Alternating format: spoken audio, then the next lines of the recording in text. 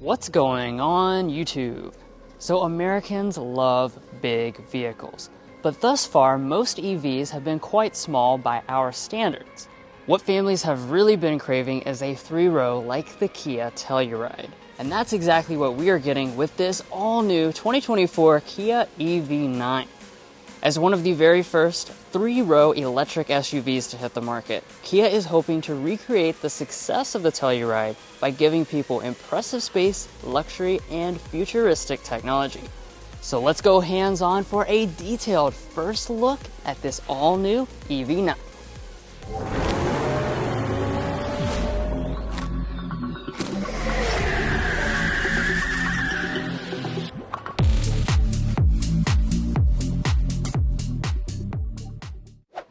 So Kia's design language is called Opposites United, and they've applied that in a unique way with this new EV9. As you can tell, you are going to see some similar characteristics to their existing EV, the EV6, but this is going to be a lot beefier. This is going for that tough Telluride-like design, and it definitely has that here in person. So we have a modern interpretation of the signature Tiger nose grille. They're actually calling this Digital Tiger Face. And the reason why is it's very integrated in with all the elements together, including our lighting. So let's talk a little bit about the lighting because that's really an integral part of this. As you can see, behind the paint itself, we actually have little pixels that run through here. These are all going to work together with the main headlight unit to make these really cool animations that this vehicle can do. Like I said, just kind of gives it that really signature look, especially if you're going to see it at night out on the road. The headlights themselves, of course, full LED, and you've got this really nice looking daytime running light that goes all the way down through here. Now, there are going to be different versions of this EV9. What you're looking at right here is the GT line. This is going to be the top of the line model. It's going to have the sportier black elements running through here. Over on my right side, this is a land trim level. This one's going to be a little bit more subdued, as you can see. One difference I want to point out is actually the fact that this does not have the digital elements integrated into the grille. Kia says this is due to being paired with the matte paint. They can't actually let the light shine through with the matte paint, so if you choose any of the two matte paint color options, you won't be able to get that. Now, as we move on to the wheels, this would be a good time to mention the aerodynamics. This actually has a 0.28 coefficient of drag, which of course is very impressive when you consider that this is a very boxy SUV overall. Now, I mentioned that over here at the wheels because the wheels do take that into account, obviously. So what you're looking at is the top of the line GT line 21-inch alloy wheels, but they have kind of aero bits going through here, so a lot of this is going to be sealed off. We have the gloss black finish, which looks really, really nice with the ocean blue paint of this model, and the gloss black accents you see throughout the vehicle, including around our wheel arches and up here with our mirrors. Now, at the side of this EV9, you're probably curious as to how this actually fits in size-wise when you compare it to something like a Telluride. It's actually going to be a little bit longer in terms of the overall length than the Telluride, 197.2 inches in overall length. And of course, you're going to have that very boxy design theme going here at the side as well, which I really do like, and I think a lot of Americans are going to like as well. Now, one thing I want to point out, if you go for the GT line, you're going to have the raised roof rails, which I do really like. I think it makes it seem more like an SUV. And then let's go ahead and head around to the rear design and see what we're going to get back here. Overall, I really like the way this EV9 looks. It's very simplistic, but it has a very cool and modern look to it. So up here at the top, we have a big spoiler. It's actually kind of sloped off, which I assume helps with aerodynamics. And then as we head down, we have our Kia badge right front and center. And then our taillights are really going to be the biggest element you see when it comes to the rear design. We kind of have almost like a Y-shape look to it. It's going to be a full LED taillight unit. And Kia actually says they were inspired by the constellations and stars when they were designing this taillight, and I do really like the way it looks. Now, as we drop down to this lower area, we do have a gloss black finish. Of course, no exposed exhaust outlets. This is an electric vehicle after all. As far as the tow rating is concerned, we're looking at 5,000 pounds. And one thing we haven't mentioned up until this point is that this EV9 is going to have 7.8 inches of ground clearance. Now, I do also want to talk about your safety systems because that's a very bright spot for this EV9. You're actually going to have all of your active safety features as standard equipment on every single model, including the base one, and that also does include advanced features like Highway Drive Assist 2.0. Now, they do also have additional features that might be coming at a later date. They are still pending U.S. approval for conditional level 3 semi-autonomous driving. But guys, that's going to wrap up the exterior design. And if you're new here, we're brothers, and we've been reviewing cars since we were 12 and 16. We may be young, but we love cars. And we'd love for you to subscribe to be a part of our Car Confections family. Let's learn a lot, have some fun with all the latest cars. Now let's move on to the interior, because of course this is really the space that you and your family are going to be spending time inside of. So first of all, of course, you do have the flush mount door handles. Those are going to pop out upon your approach. And obviously you are going to have standard smart entry, but you also have digital key 2.0, so you can do things with your phone as well. Now take a look at this interior.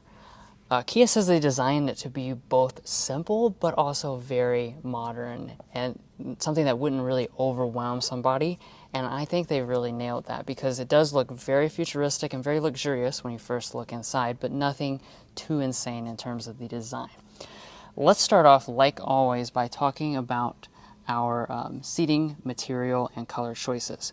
So first of all, this is the first Kia product that is eliminating all leather materials. So this is a leather-free cabin. With that, as you can tell, this is going to be a faux leather. But guys, I gotta say, very, very realistic. Super smooth, feels very nice and luxurious still, even though it is a faux leather. You even have things like GT line embossed up here in the top, and then the headrest is actually finished in a cloth fabric. Now, in terms of your color options, you have 6 different color options depending on which model you're going to choose. With the GT line, this is going to give you the option of this two-tone gray and black. This also has the availability of the really cool navy blue option.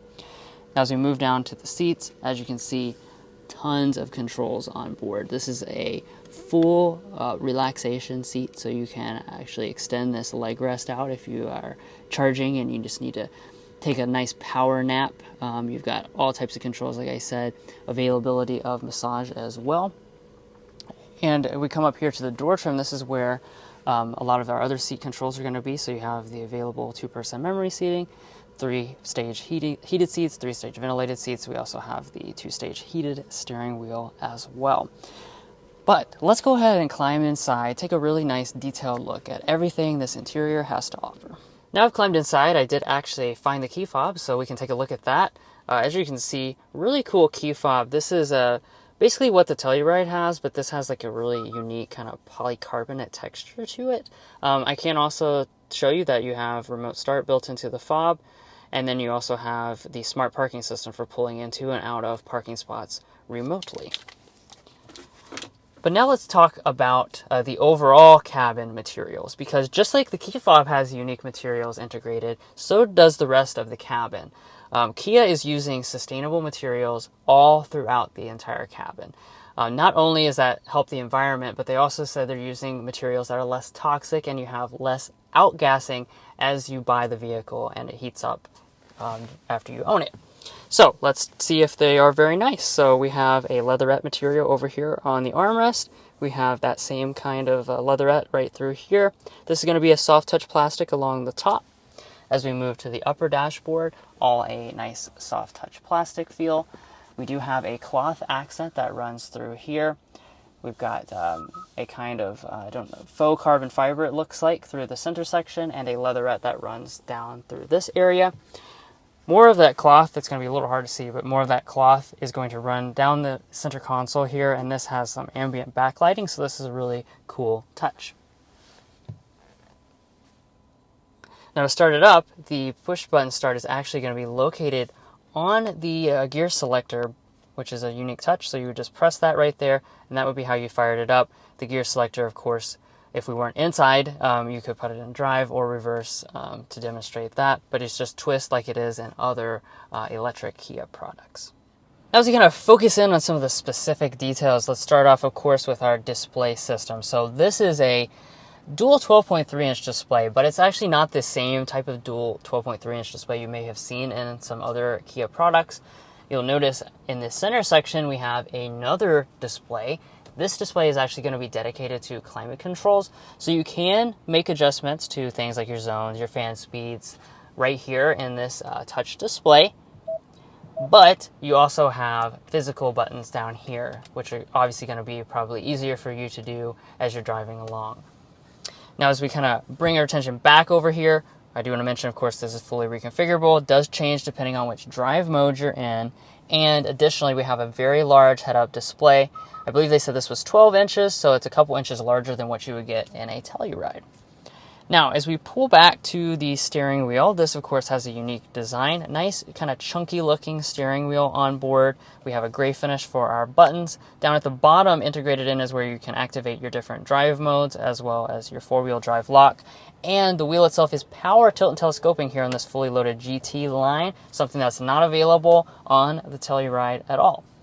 The paddles will adjust your regen, and let's talk about interior storage, because this is going to be, I think, a big advantage over the Telluride. Of course, Telluride is very spacious, but this kind of has more flexibility with what they do in the storage areas. So underneath our center console, this part here is going to be small, but you can lock something inside of that. You have your wireless phone charging pad. Then when we slide this back, this is where we see our giant cup holder. So this is going to easily take in your big gulp, or if you want to make it smaller, you press those buttons right there, and that will pop out your cup holders to make it fit in there a little bit better. Up in front of this is all going to be just open space, massive open space. So you can come in here, you could stick, a diaper bag, groceries, a purse, anything that you need right through there, and it's going to hold it in place. And then we have some USB ports for your different connections. Now, as we kind of pull back, we have an array of buttons here. You also notice this button. This is actually going to be a fingerprint reader. Kia says they will be enabling functionality of this as they develop it. It's going to be an over-the-air update. As we kind of rise up here, you have this roller for your audio system. This top-end model is going to come with a 14-speaker Meridian sound system. And you'll also notice that we have various infotainment and audio controls integrated into this. So obviously when the car is off, you don't see this at all. But when it's on, you have this really cool touch capacitive button that kind of integrates in there. Overall, very responsive as well. And speaking of responsive, you're seeing the infotainment system for the first time. This is the latest generation of the Kia infotainment system. Definitely has a lot more like fresh and modern look than the current, and the screen itself is extremely responsive. As you can see, we've got a lot of different functions inside of here. We can do things like adjust our seats inside of the display itself, and you of course can check on things specific to an electric vehicle, so you can check how your battery is being charged, how much energy you're using, as well as the location of the nearest chargers. Now, as we kind of move up here to the top, auto dimming mirror, home link universal remotes, but if you flip the switch, it is a digital rear camera mirror. And as we look up here at the roof, I noticed that it has a very luxurious Alcantara-like headliner. And we have a dual sunroof setup. So this front panel does open up. It does also have a sunshade. The back panel is a much larger panel. That's going to be for the second and the third row people to enjoy, and that one has a power sunshade. Now, we said that there are new details about this EV9, and a lot of that is going to be here in the rear seat area. We have a lot more facts and figures than we did previously. Now, one of those figures is the legroom, and I'm very happy to tell you this figure. So I brought my bendy ruler up to Detroit.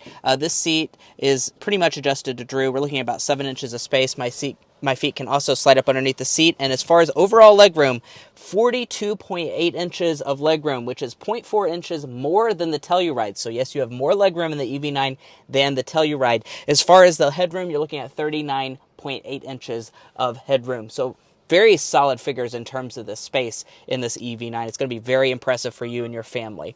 Now, there's a ton of luxury features that I want to talk about, so let me go ahead and dive into that. Here in the center, we have 2 cup holders.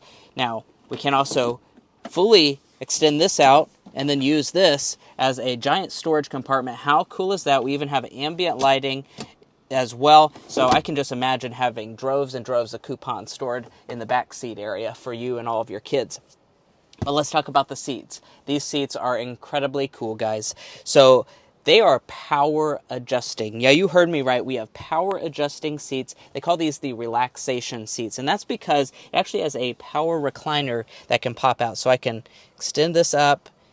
Now, of course, I don't have the seat fully adjusted here in the driver's side, but as you can see, I can fully extend my recliner up. I can recline my seat back. Oh my. Relaxation it is for me in this EV9. I don't have a lot of time to relax because we're at the studio shoot, but I could take a heck of a nap back here, trust me.